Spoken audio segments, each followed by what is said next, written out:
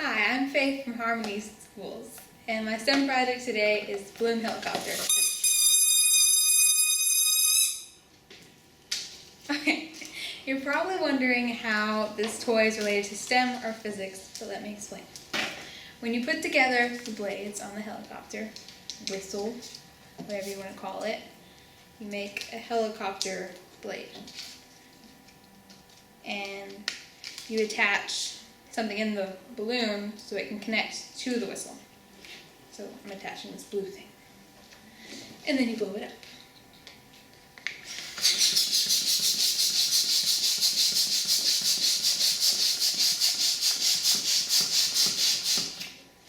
The way this works is Newton's third law, because once the air is released out of this blue part and into this yellow part, the action has an opposite reaction. And so the balloon will begin to go up and the blades will spin.